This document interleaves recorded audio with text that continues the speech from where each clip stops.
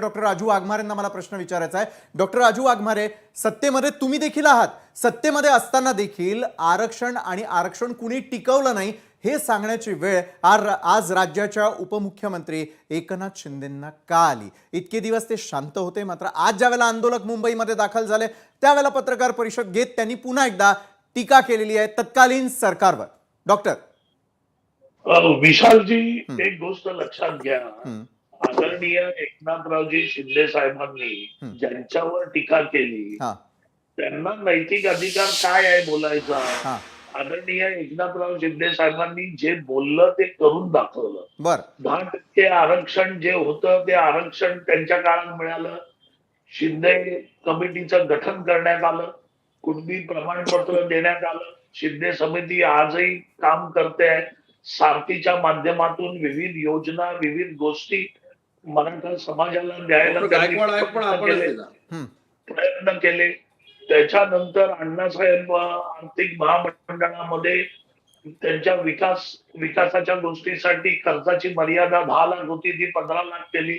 म्हणजे जिथे जिथे शक्य आहे तिथे तिथे शिंदे साहेबांनी महायुतीचं सरकार असताना आम्ही सगळ्यांनी त्या त्या पद्धतीचे प्रयत्न केले। हम्म, आज जे उद्धव ठाकरे साहेब बोलताय हा त्या उद्धव ठाकरे साहेबांनी एक एक मराठा लाख मराठा हे जे मोर्चे होते हा हा हा त्या मोर्चाची टिंगल टवाळी कशी केली?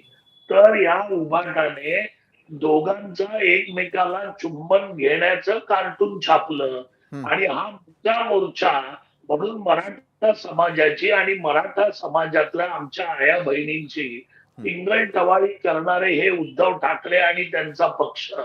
आणि आज ते आम्हाला नैतिकतेच्या गोष्टी शिकवतायत की मराठा समाजाला काय करायला पाहिजे।